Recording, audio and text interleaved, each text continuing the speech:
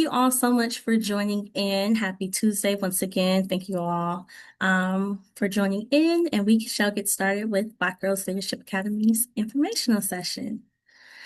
So Black Girls Leadership Academy, also known as BGLA, if this is your first time hearing about our amazing organization, welcome. But Black Girls Leadership Academy, this is our official mission.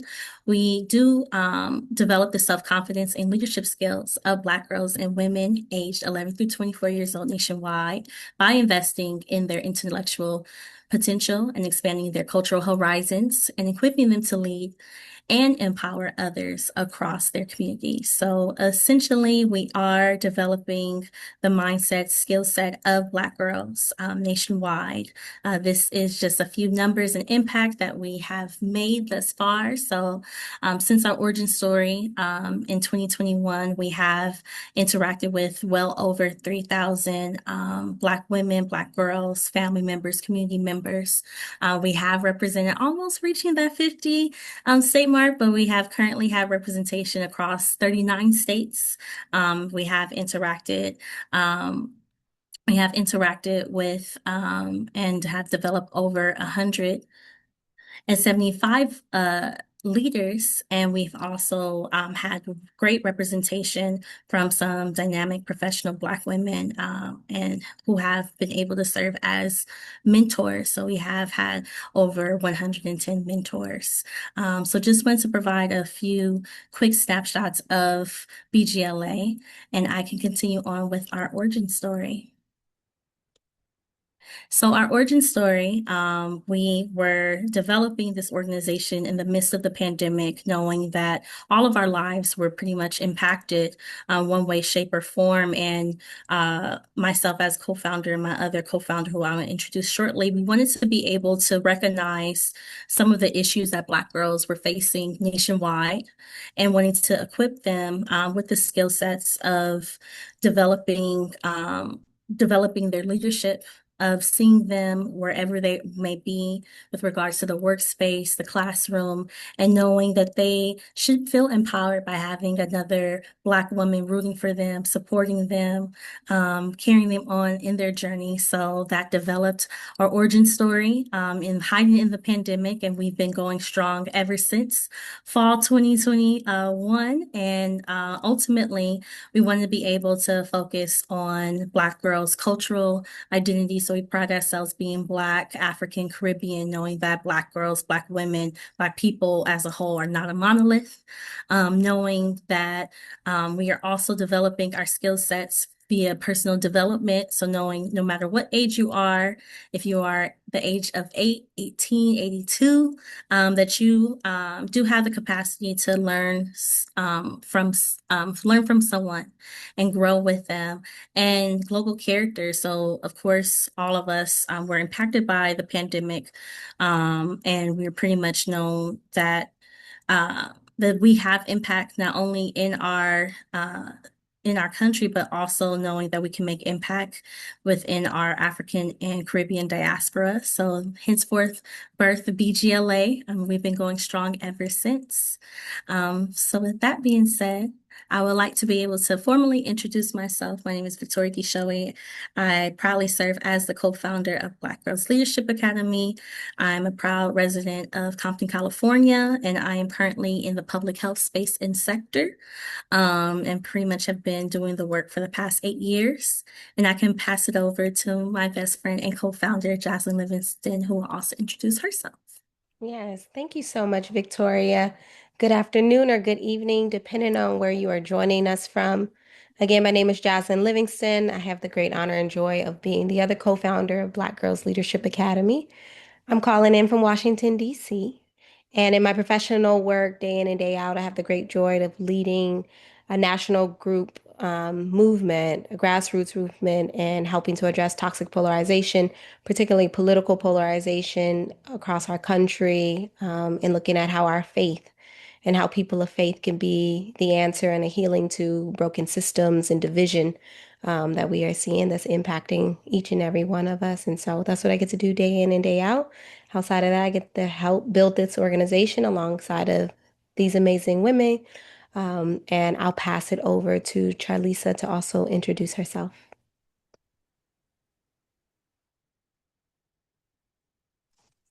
Psych, try that again.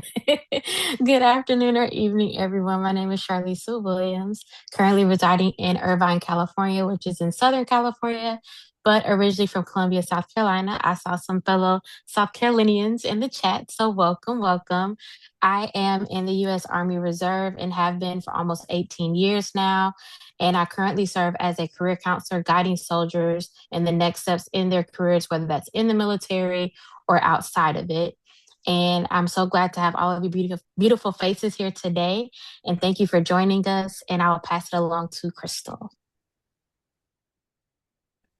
Thank you, Lisa. As everyone stated, hello, everyone. I am Crystal Higgins. I am here in Charlotte, North Carolina.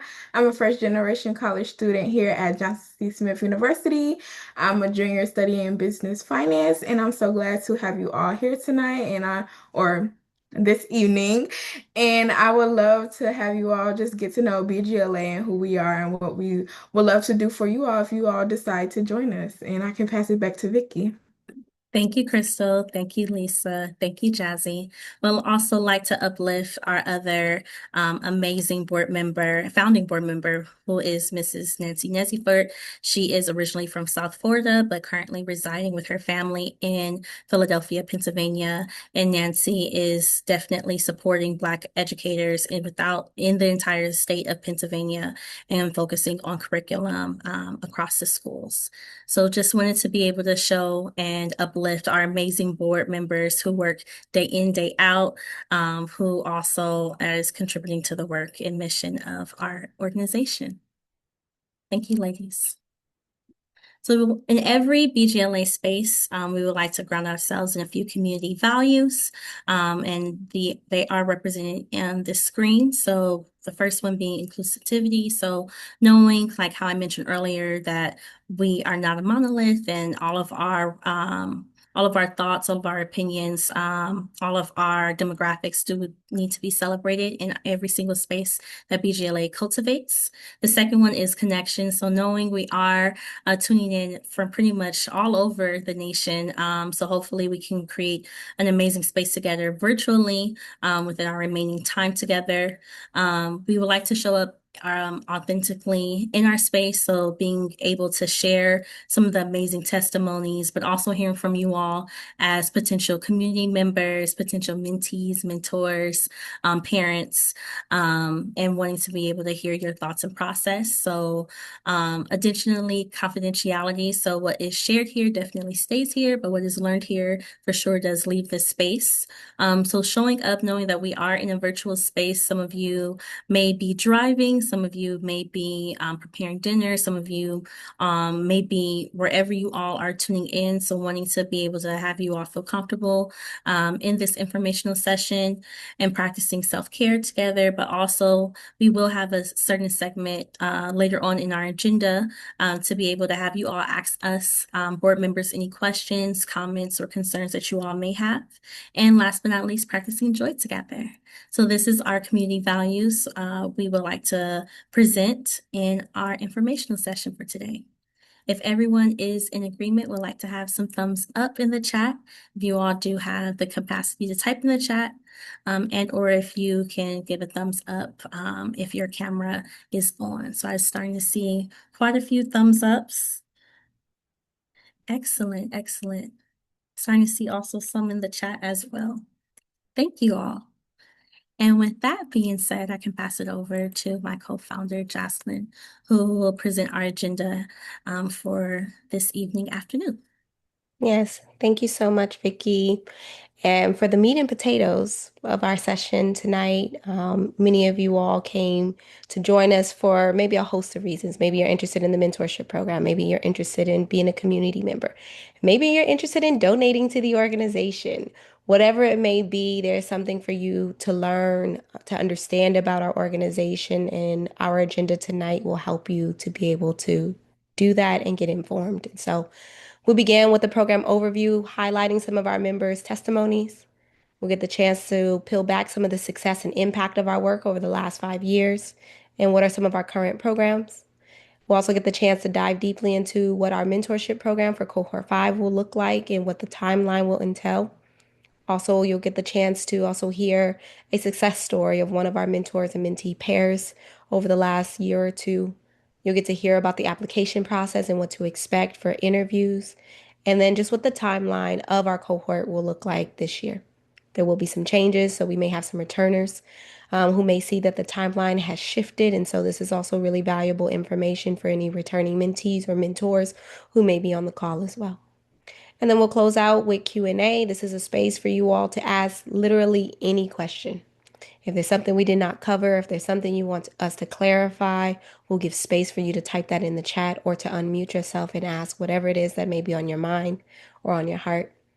We'll also leave you with other ways to stay involved, to get involved, and also closing and thanking you. And so that is our agenda for tonight. And if we go to our next slide.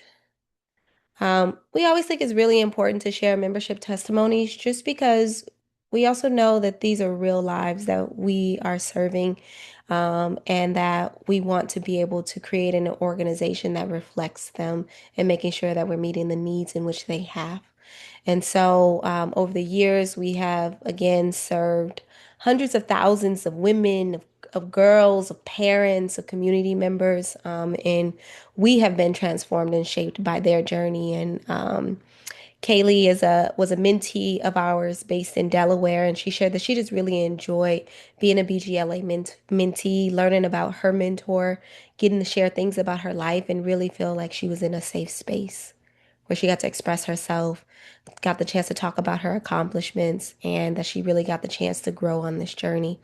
And that was really important and essential to us as she was in high school and is a very developmental age and time for her. And so her being able to be in a space that felt safe and affirming was essential. We had a mentor, Alicia, who was an author and a writing consultant based in Hawaii. And she shared that as a mentor, she wanted to be able to share her experiences and life lessons with her mentee as she was navigating the college prep season that she was in. And they had found out that her mentee had got accepted to NYU for an early decision. And that brought her a great deal of excitement and perspective and insight into her college prep process. So it was also something that was really valuable to the mentor to walk alongside of her mentee's journey. And then lastly, Naomi, she was 24, based in Texas, and she just talked about how grateful she was for the experience, that she learned a lot, and she also was able to gain a support system during one of the most difficult times in her life. And so these are just some of the stories. There's a plethora of stories of mentees and mentors who have been fundamentally shaped by being in relationship with another person, really just walking alongside of their journeys, growing professionally, growing personally, growing spiritually, and having someone else who can reflect back the goodness and greatness that is within them is so essential, especially for Black women and Black girls where we may not always find ourselves in those kind of spaces. And so just wanted to highlight and share some of what mentees shared about their experience and mentors as well.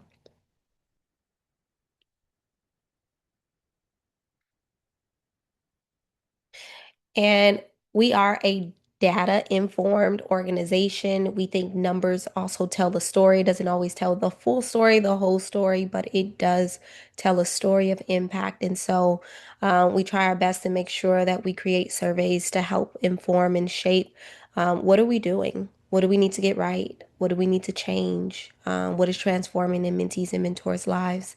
And so the surveys that we have created over the last 5 years, in terms of leadership transformation, 97% overwhelmingly so of young girls that have, and young mentees that have been a part of our program have expressed leadership confidence, a high increase in their leadership confidence.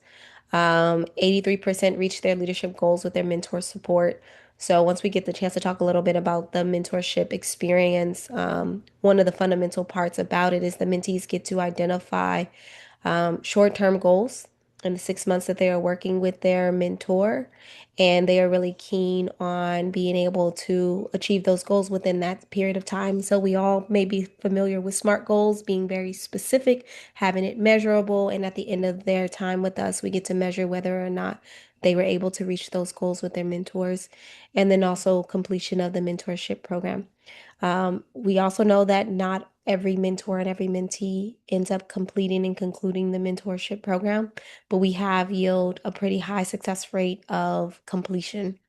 Next, academic and career success. So we know that we are not only just walking alongside of them personally, we also walking alongside of them professionally and academically. And so some of the reports back have shown that 95% of our mentees that have been a part of our program have reached their academic milestones and or graduated.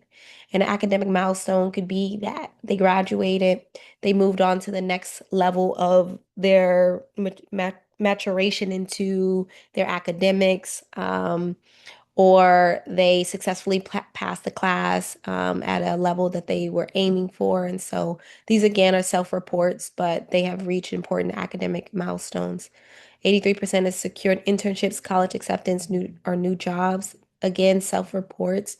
We think it's important to help them to think about where do they want to go and how this journey can help them to get there. And so many of them are interested in jobs after graduating from college. Some of them are in high school and preparing to go to college.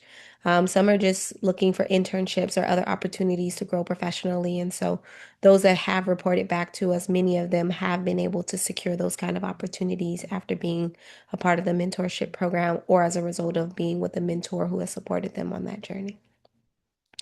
We feel that we have built a sustainable leadership pipeline. There's still a lot that we are learning and how to continue to sustain that, but about 73% of our alum mentors or mentees have returned in some capacity, whether that's them continuing on within the mentorship program, or they serve as a guest speaker or presenter, or they volunteer in some capacity, or they've donated. Even if they donated $5, $25, or $200, it's been a way for us to continue to sustain the organization and sustain our leadership pipeline. Over the years, we have had a number of strategic partnerships, including, which we can correct, Toyota, Black Girl Smile. We partnered with Howard University in securing academic fellows in the past. So we try our best to partner with academic entities, corporate sponsors as well, and other aligned organizations and nonprofits that feel as if they are also aligned with the mission that we have and or that we can align with theirs if it feels that it serves the community that we are serving, which is Black women and girls. And lastly, community impact. All of this is also so that not only are folks growing personally and individually, but that is also translating into community change and impact as well. And so over the years of having our mentorship program, we have had 72 community leadership projects launch meaning either they've been presented, they have had presentations of their mentorship leadership projects. A number of them have actualized them. Some of the success stories of leadership projects were mentees who talked about an idea of developing their own nonprofits and they're actualizing it. And they have now been running that same nonprofit for 4+ years. Mentees who wanted to create student organizations at their high school. We had a mentee who was going to high school in Hawaii, and they had recognized that their peers did not have access to proper hygiene material.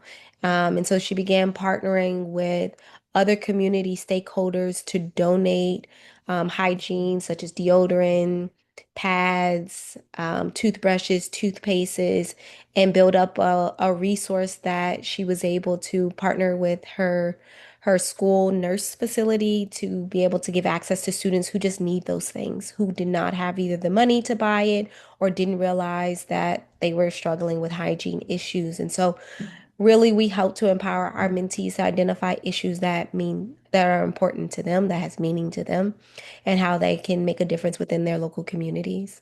We also, which I'll talk a little bit more about, our Elevate Summit, which is our annual conference. The last several years it has been virtual. Very soon we are looking to have an in-person or hybrid style summit. So all of you will know what that'll look like. But a number of participants that were surveyed shared that they walked away with some kind of plan of action or a new contact, which is important. We like to create an environment that is action oriented and that they walk away feeling that they're not alone and that they connected with someone new. And so those things are really important to us. We just wanted to highlight some of the success that we've had over the last several years.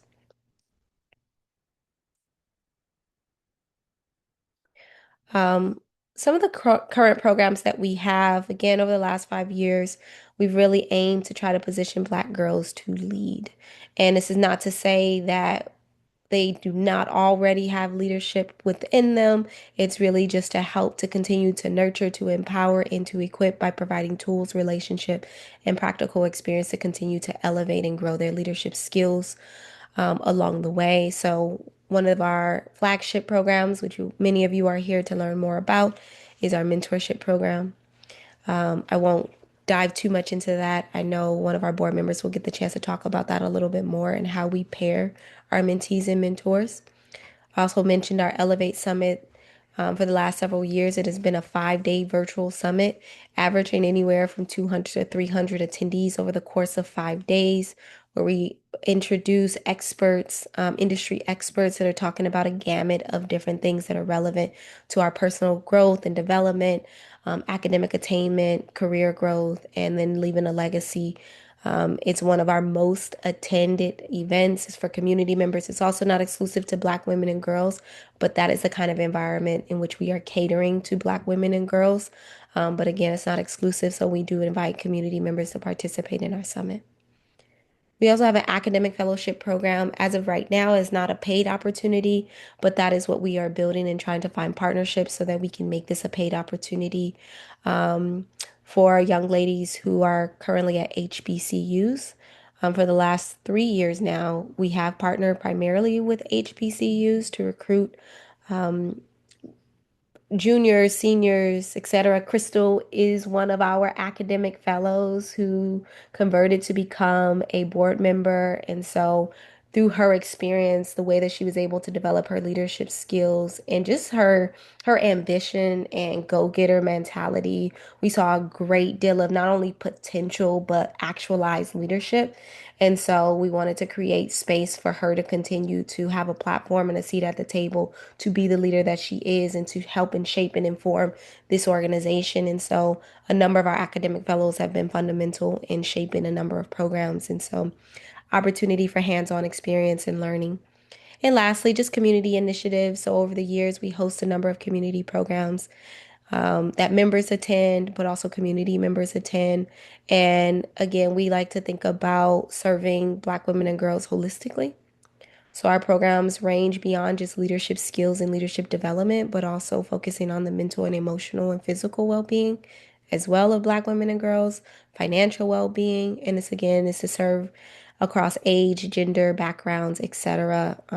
It's oftentimes not exclusive, but way to connect community members to our organization and our work. Again, one of our mentees from North Carolina said that BGLA gave her the skills to use that she'll use for the rest of her life. Learning to lead with confidence, manage her time, and believe that she belongs in every space in which she walks into, and that she does. And if we go to the next slide, I'm going to pass it over to Lisa. Thank you so much, Jazzy. So, for our returning mentees or mentors, this might be like, oh my God, a shock to your system, but we are changing up our programming timeline. So, when our cohort will begin and when it will end. It will start in August of 2026 and run until February of 2027.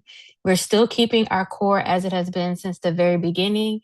And I've been with BGLA since the very first cohort as a mentor and transition to a board member. So we've always met with our mentees and or mentors at least twice a month. And how you do that meetup is what that pair decides is best for them. And what that timing looks like, again, is what's best for them and the schedules that each of those women have. We also expect that our mentors and mentees will participate in our monthly programs and in the mentee circles.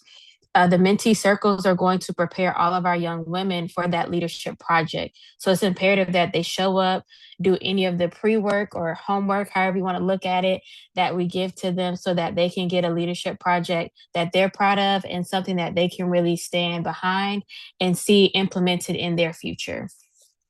Again, each BGLA mentee is required to complete their leadership project by the end of our cohort year, which will be February of 2027.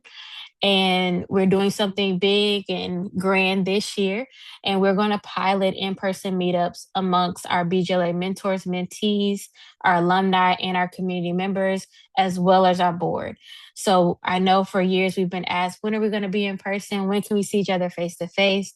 So that is a goal that the board had at our recent retreat so that we can get everyone as best as we can in our bigger hubs like LA or North Carolina or DC area together in some form or fashion so we can connect in person, because it's just as important to connect virtually, but also being face to face with one another. It just allows us to continue to get closer and allow our mentors and mentees to continue to build that bond.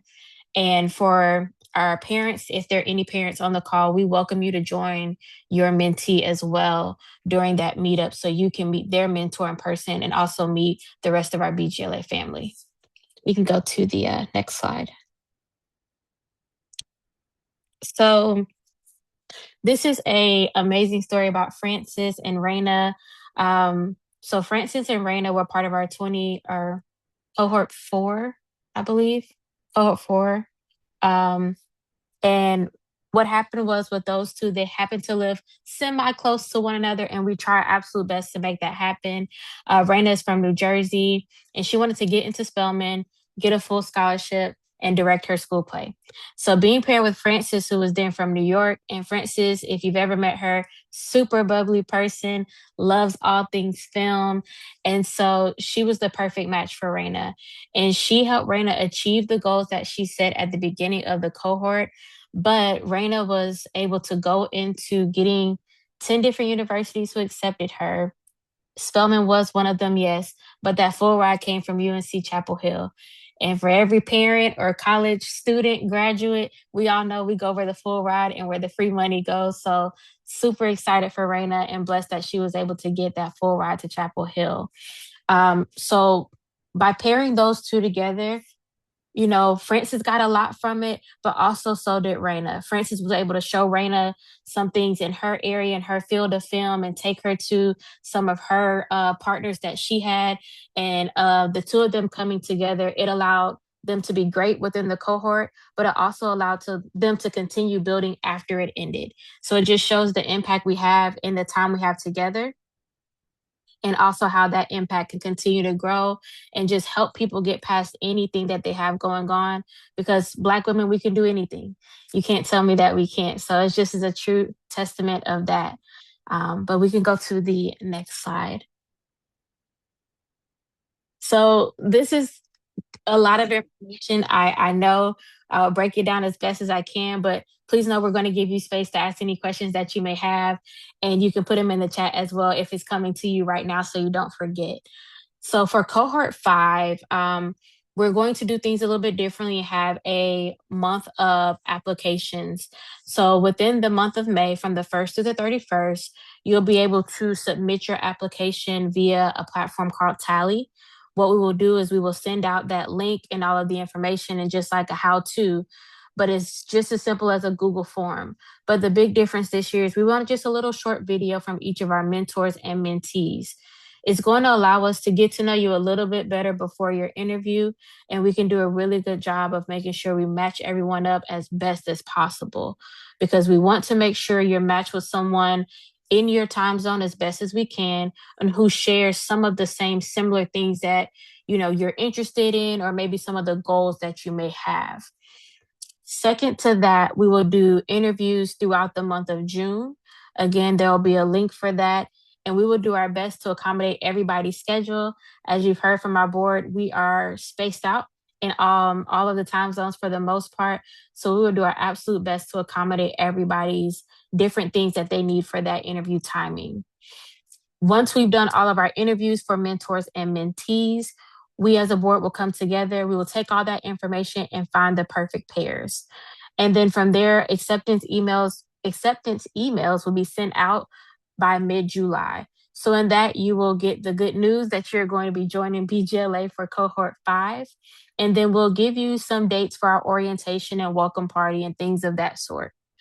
Also this year, we do have a $40 mentorship fee due for our mentees. And that's going to allow us to continue the programming that we do. some of our programming, while it is virtual, we do like to send out an item to them so that they can be fully engaged. So we've done paint and sip in the previous years where each person got their own paint kit and we were able to paint virtually with one another. And I actually still have mine from Cohort 1 sitting somewhere in my house. So it's something that I've held on to. And for any mentors, if they have not been with us before, they will get a background check. All of our returning mentors are good to go because we still have that record. Next, we will do an orientation that will take place the last week of July, where we'll get more into the expectations. We'll start putting the dates out there, asking or answering any questions our mentors, mentees, or parents may have. Also, agreements and contracts will be signed by the mentor-mentee pair, just so we're all on one accord and everybody understands what's expected of them and everybody is bought into what BGLA needs of them so we can be successful. Then our program will be from August of 2026 to February of 2027, meeting 2 times a month with our mentorship circles, our monthly programming. Also, we have those community programs as well. We will lay out our core expectations for everyone during that initial launch party that we will have in August.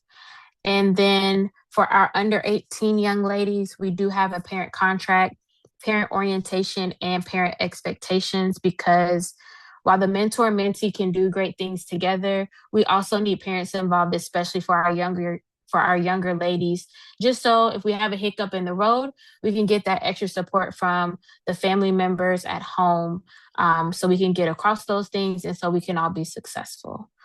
And go to the next slide.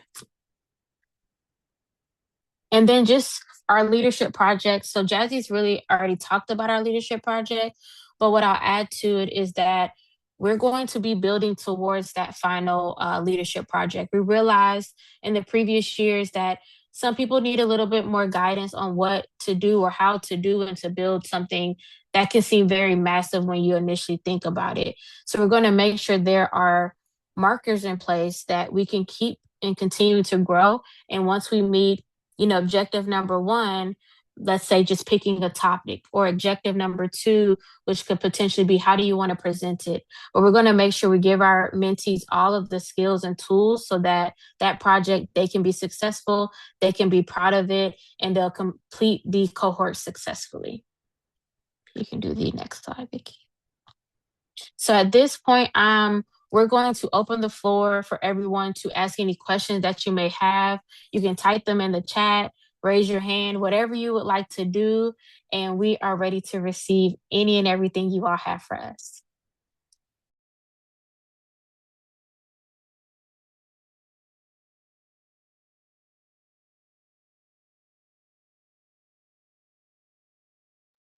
I see we have a first question from Chinue.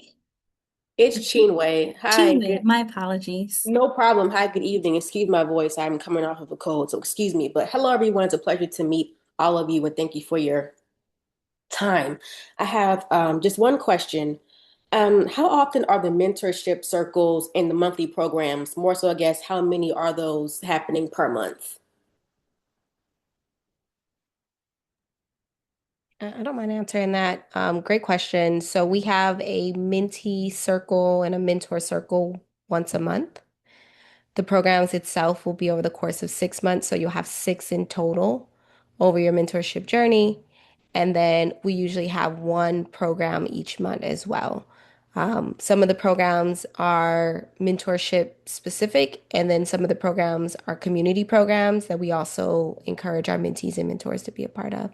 So 1 in 1. Thank you. Mm-hmm. So yeah, just to give a sort of a sense of time of investment and commitment, on average, at minimum, I would say each mentor and mentee would be expected to engage at least 4 hours a month. An hour for each of the 2 mentee mentor sessions you'll have, and then 1 for the community program, and then 1 hour for the mentee or mentor circle. And that's just on average. Some mentees and mentors meet more frequently than that. Some mentors and mentees engage deeper than that, but really it'll be up to them. But that's a baseline. And I also see that April has her hand up as well. Oh, thank you. Good afternoon, everyone. Love, love the mission. Love the mission. I wanted to know because I have a 13-year-old niece in Houston, Texas. Do you have presence there? Because I want to take this information and share it with my sister out there, and yeah, to try to get my niece to apply. So yeah.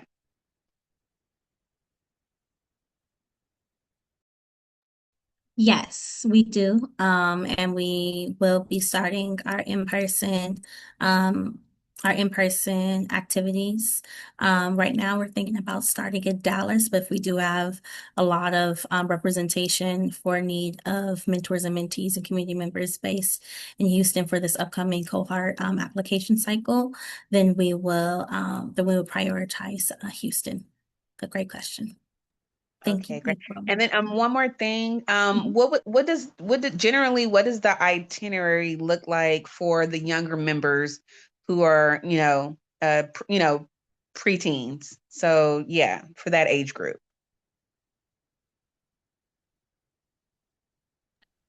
Are you at clarification? Are you meaning like in terms of the entire program or one particular Oh, program? Like, yeah, like generally for the program, what is the experience, tailored to for the younger members?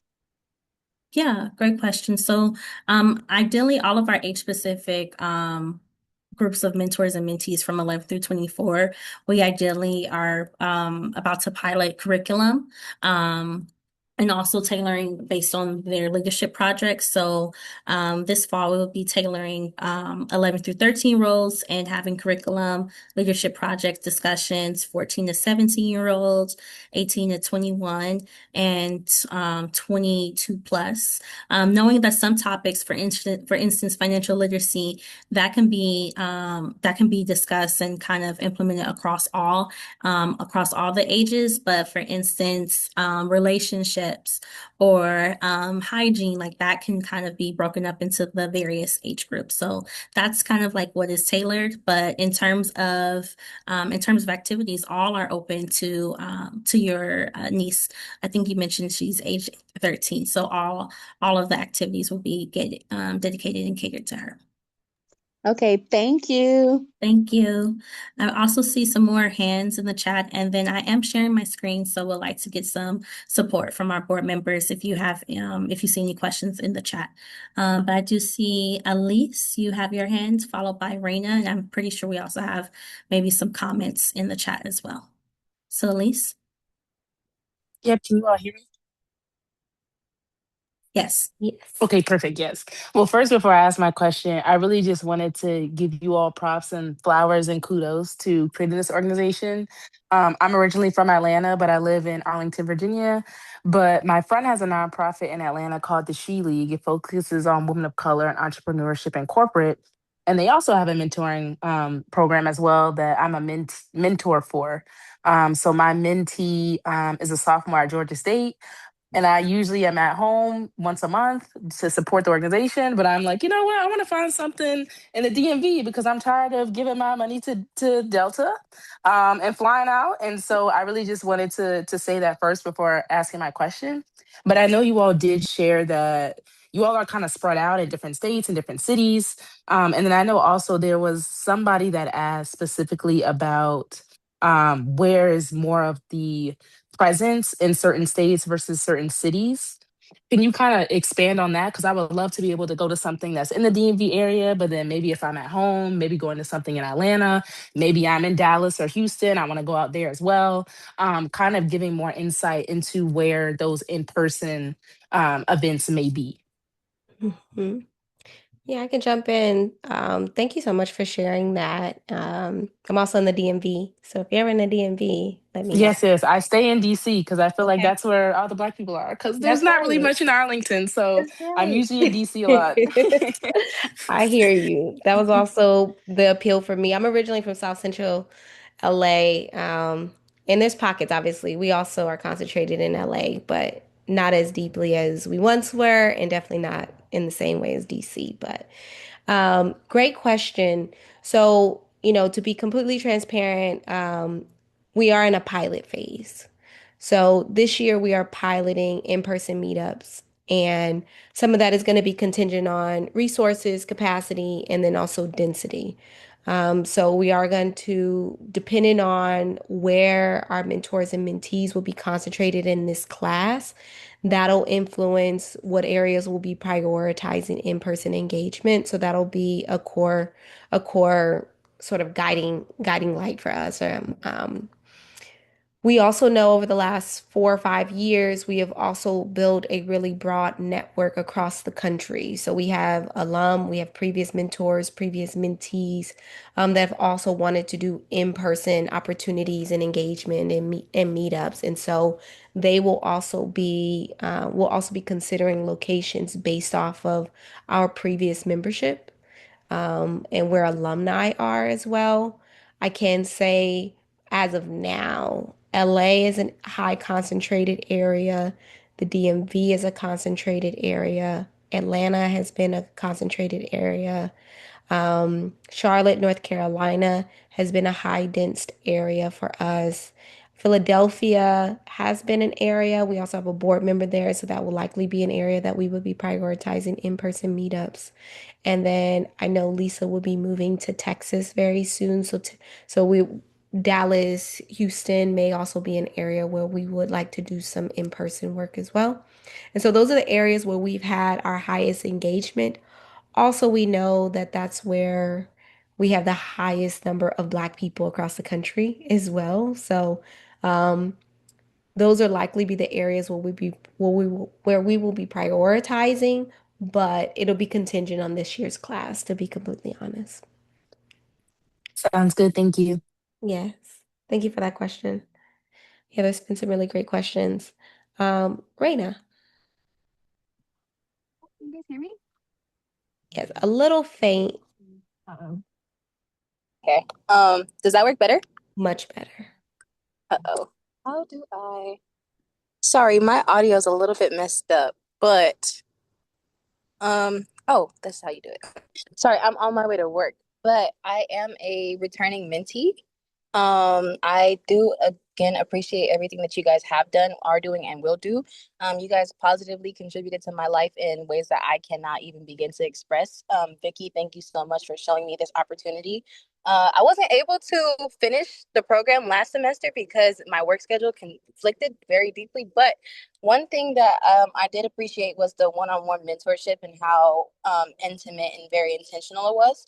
Um, One of my questions was, I know in the application it asks how, in terms of mentee to mentor one-on-one relations, how can the mentee pour into the mentor? What can the mentee teach the mentor as we're being taught simultaneously? And I wanted to ask, what have the mentees reported that they've gained from their mentorship?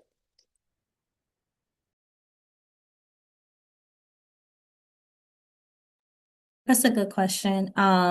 And I can chime in. Also, we do also have previous mentors and mentees on our board, so feel free to also chime in, Lisa and Crystal. But in terms of the mentees, they've been able to obtain a sense of like appreciation in their development, like how Jocelyn mentioned. We had one mentee who was able to create her own nonprofit after being paired with her mentor who's had well over a plethora of years of establishment in business. So giving her the skills and tools to be able to apply to accomplish applying for different grants, getting funds, etc., but also providing those same different resources to her mentor as she's developed, being a co-founder herself or founder of her nonprofit. Another prime example that I'm thinking of in our very first cohort, we had a mentee who was applying to school to her bachelor's programs, and I believe at the same time when the program did start or launch, the mentor also was considering applying to getting her PhD. They were both from Carson, California, coincidentally, and both had a Nigerian background, a cultural background.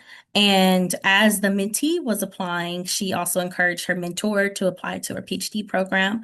Coincidentally, they both got accepted to their various programs and also ended up becoming in and residing in the same state. So the mentee got accepted to Princeton, and I believe it graduated last year.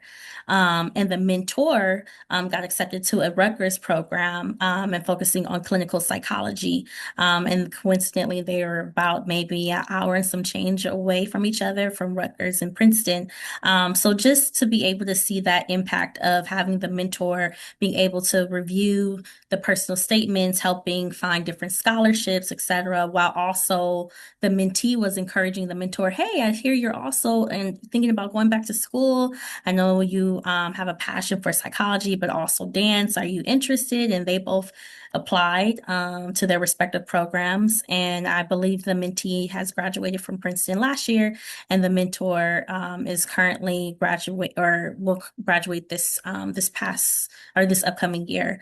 Unfortunately, both because of their capacity, they weren't able to continue on in cohort 2, but they still have maintained a really amazing relationship together. So that's just one key example. I'm sure many are coming to mind, but that's one key example I've seen as early as our very first inaugural cohort in cohort 1. Great question, though, Raina. Thank you so much for sharing that. That was very informative. I think that those are very amazing ways to impact somebody else's life. So I'm looking forward to see what that looks like in the future. Thank you again for showing me this opportunity, and thank you for another opportunity to try at it again. Of course. Appreciate you, Raina. I think we also have another Raina. I do not want to mess up your name, but hello. Yes, it's Rainia. Hello, good evening, Raina. everyone. Hello. Yes, it's very rare that I see someone with a name very close to mine, Raina. So nice to meet you. Thank you all for all of your work. And my question is, can you speak a little bit more to the details of what orientation looks like during that week period you all were sharing? Like, what's the time commitment associated with that?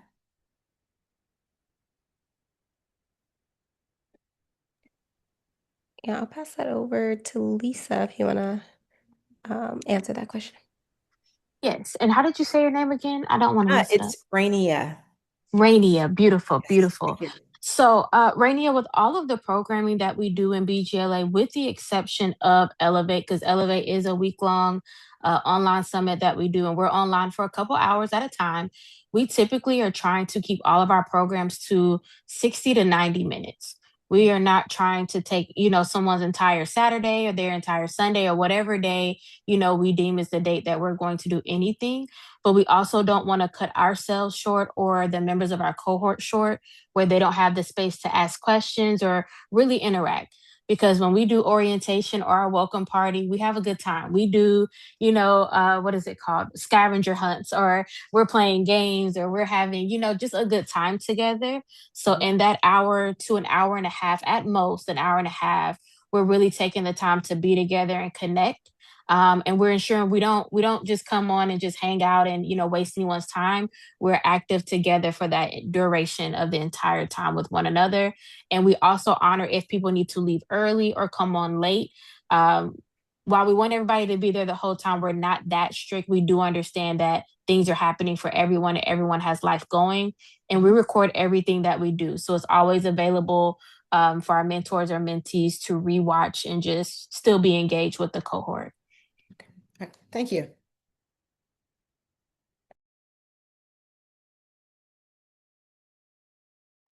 Miss Bay, hi, Shine. Hi, everyone. Hope everyone's doing well. Grateful to be here.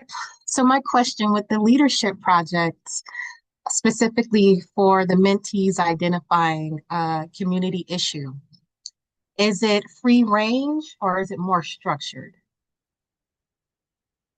Do they have the option to just choose any issue, or are there parameters set in place? That's also a really great question. So we do give them free range. We try to empower their vision. The mentor is there to help guide and provide some support to really help them to cultivate that vision and think really thoughtfully and tangibly about it. We do have a rubric that gives some guardrails of what the expectation of the leadership project is, but in terms of the vision, the community that they want to serve, the kind of impact that they want to make, the scale of it, the resources, the timeline, the budget, we help to empower them to really bring that to life. And we've heard and seen some incredible things come out of that, and really see them take off. We know that not all of them have the resources or the connections or the space to bring it to life just yet. But we have seen some mentees who've really taken the vision and ran with it and allowed it to turn into something beyond what they could have even imagined. So I think if they feel connected to the vision, they're more likely to actualize it. And so for that reason, we really encourage them to set the tone for it. Thank you. This is really good. Great work. Yes, thank you so much. Great question. We still have some time for a couple more questions. If there's anything else that's still lingering, something that we spoke about, something you're still thinking about. I know some folks have to hop off. Um, thank you so much, Darlene. We appreciate you.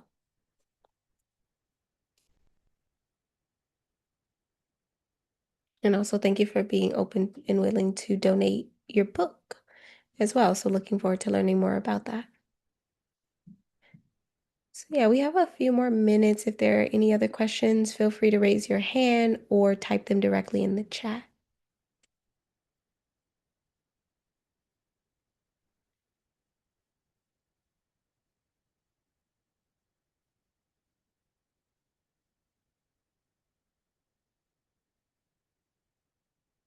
Hey, Shine, Okay, one more question. go for So it. overall, what advice would you give to both mentors and mentees in order for them to successfully complete the program, like from start to finish? What advice would you give us as mentors and the mentees? And like, this is how you all can successfully complete this program. hmm That's a wonderful question. I actually want to invite Lisa, who was a previous mentor, and or both Crystal, who was a mentee as well. So, Shine, what I'll say is, so I had three different mentees, and I think I touched almost every age group. I had three or four, I can't remember. That's old age catching up to me. But what I would say is, no matter the age of the mentor or the mentee, if you come in it with the mindset that you're going to grow, whether you're the elder or not, you will. If you come into it with the mindset of not just, I hate to say it like this, but I'm not going to meet you where you are. Let's make each other better. So as long as we both come in with the mindset of growing and getting better and being better and doing better, it can be beautiful. I never had the privilege of meeting my mentees in person, unfortunately, but my last mentee, we actually talk regularly, and she was able to see her leadership project, and now she's a doula.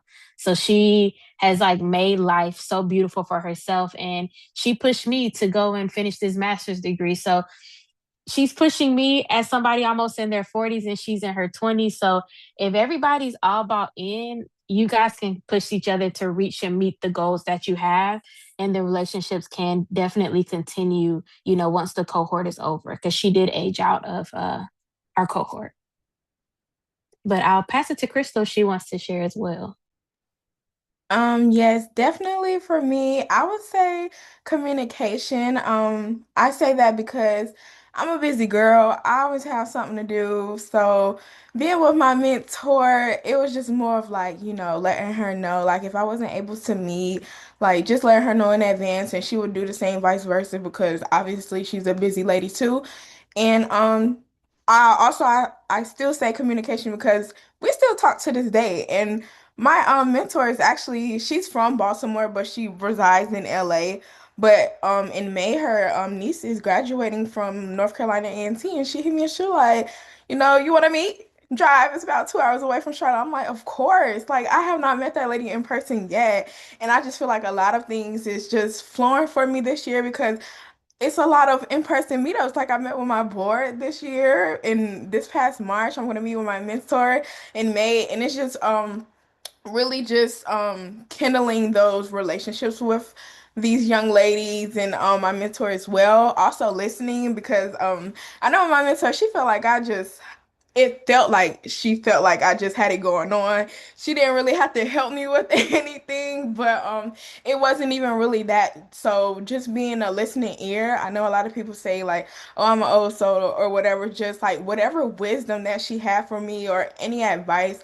I was just really just being a listening ear because there's like I feel like there's not nothing that you may already know that cannot help you grow still. Like Lisa was saying, like having that mindset to just want to do better, whatever that may be. And me being a business major, she's already in that sector of business. She works in like operations for the school system, and I had an opportunity in high school to work in operations. So just knowing and having some insight of what she does as well, I feel like that can help me in the future if that's something I am interested in. She has those resources and those connections that can help me grow and as far as a career and personally. So that's really my advice. I love her down. I love this board down. And as everyone stated, I thank you all for joining us tonight. And if y'all have any more questions, I think we can maybe take one or two more. But yes, that's my answer. Thank you. I gotta hop off, but as always, you all just bring the good energy. Thank you. Right back at you. Thank you so much for that question. I will invite, if there are any other questions, I invite you to type it in the chat. If for any reason we missed your question tonight, we also invite you to email us. And so we will also type it in the chat. Our email, if you want to email us directly, we want to be cognizant of everyone's time. And so I'm going to pass it over to Crystal to close us out. Yes, thank you, Jazzy. And I know Miss Darlene wasn't able to stay for this part, but this is the part that you all are here for. Like you want to get involved, you're interested. So if you want to become a mentor, mentee, even a guest speaker, whether that's for our programs or for Elevate, which is that week-long summit in October, or even be a donor and invest in these young ladies and their future. You can apply on our website or just find a link to donate on our website. We are welcome to any and everything that you all are willing to give or be a part of our organization. Also, stay connected with us. We are very active on social media, or we're getting there, but we definitely there. But follow us on all of our social media, whether that's LinkedIn, Instagram, or Facebook. That is where we post a lot of our information regarding our cohorts or any programs we may have as far as the community events and any just quotes or anything affirmations for you all. And that's really it. And thank you all for joining us. And I can pass it back to Vicky or Jazzy. Thank you, Crystal, for closing us out and just very appreciative of everyone staying a little bit 2 minutes after. Once again, if you do have any questions for us, please feel free to check out our website and or I will also type it in our chat. But you can email us at blackgirlsla@gmail.com and or the email address where you got the official invitation at. And we'll also probably stick around for another 5 minutes or so to answer any last minute questions, comments, or concerns. But with that being said, thank you all so much and hope to see you again soon. Take care, everyone. Thank you so much.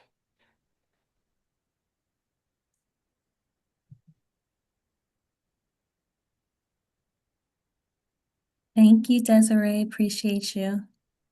Thank you, Kimmy. Great to see you, Raina. Thank you, Diane.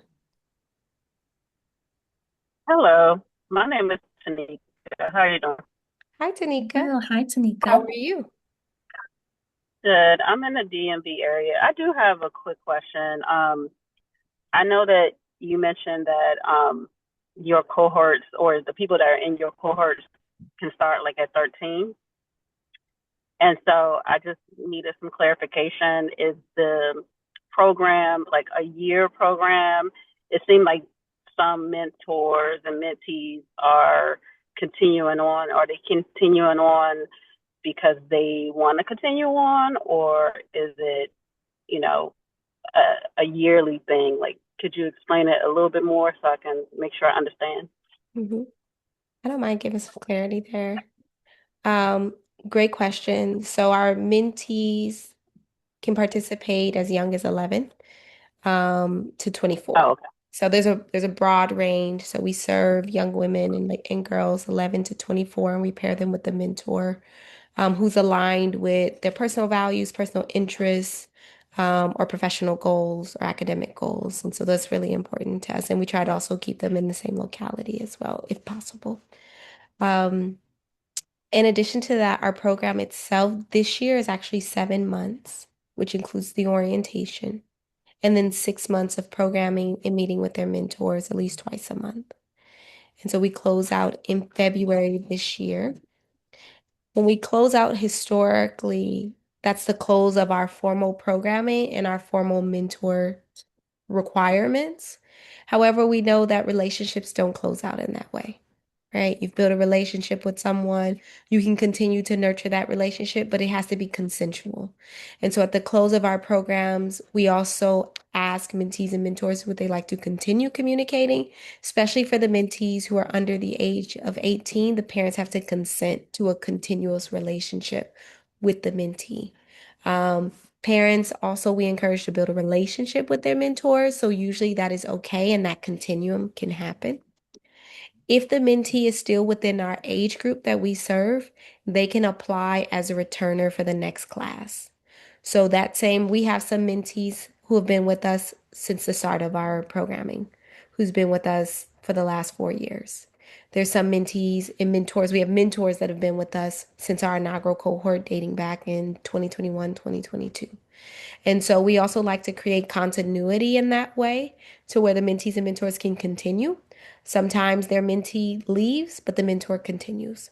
Sometimes the mentee leaves, or vice versa, excuse me. Sometimes the mentor leaves and the mentee continues, and so they end up getting paired with someone new. And so those are ways that they can continue to engage. But the program itself is only 6 months, typically. And then they get to determine whether or not they want to continue the relationship, but there's no requirement for them to. Okay. That explains it. Thank you so much. I Yeah. appreciate that.